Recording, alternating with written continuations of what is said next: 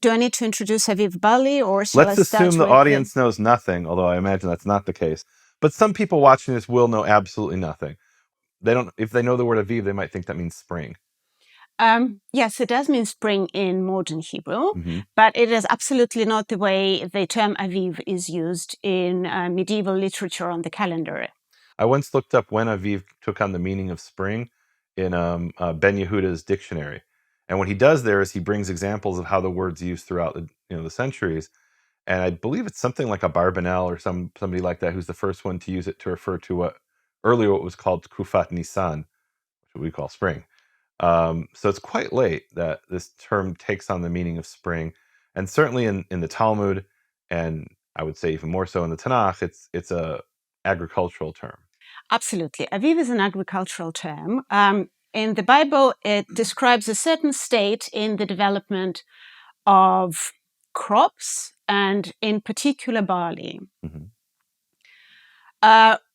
We're not entirely sure what this stage in the development of barley is, and neither were medieval Karaites. Okay. It is some sort of in the development of barley where it is developed enough to be damaged by hail. Hmm. I can give you some verses, but I'd need to look them up. That's okay. It's Okay. Exodus 9:32, but it's Oh, fine. thank you. And it is also a state of barley where the seed can be parched in fire. And that's That Leviticus is, 2:14. thank you.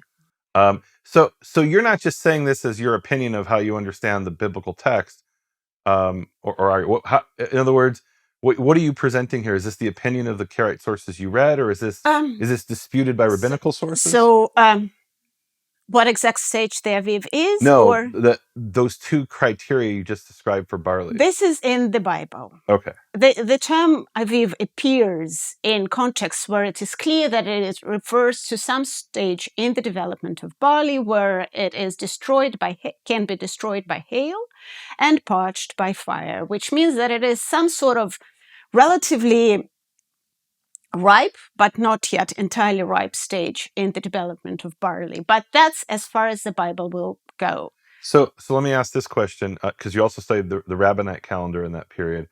Are there Rabbinite sources, do you know, that say, oh, the Karaites are wrong, it's nothing to do with crops, it's Aviv is something to do with something completely else? Is there other sources like that? No, I don't Okay. think so. Not as So, far as I know. So this isn't a everyone matter of agrees. dispute. Yeah, no, this isn't a matter of Okay. dispute. Everyone agrees that Aviv is a stage in the development of barley. Okay. The dispute is about whether Aviv is a criterion for setting the calendar. Hmm. Because the Rabbinites set the calendar by calculation, Hmm.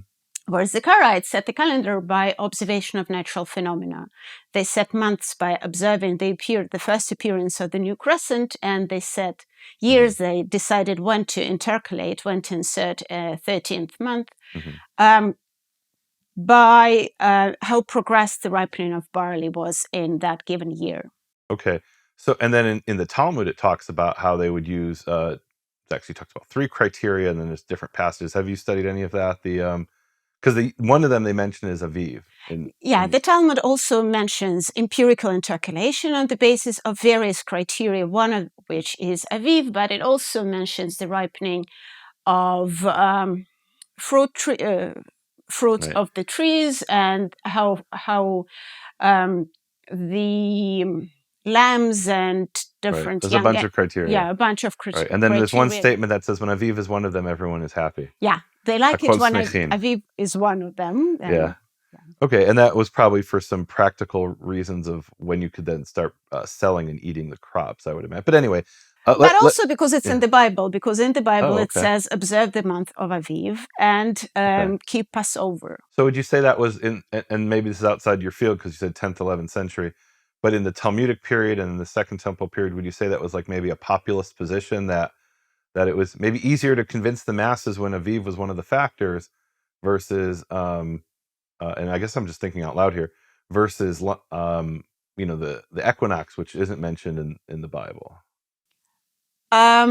I wouldn't know that. Okay. But, and I'm not sure we know too well how intercalation worked in Talmudic sources. Okay. In the Talmudic period. Okay. Well, Talmudic period is different. I mean, these are kind of anachronistic things by the time the Talmud's written down, and In other words, you have this letter of Rabban Gamliel, who sends an intercalation letter to Babylon. But anyway, let's focus on the 10th to 11th century. Yeah, let's do. So Let's focus on the Karaites. this is fascinating stuff to me. And I came to many of these conclusions on my own, which sound very similar to your conclusions, but I'm coming to them from a completely different perspective.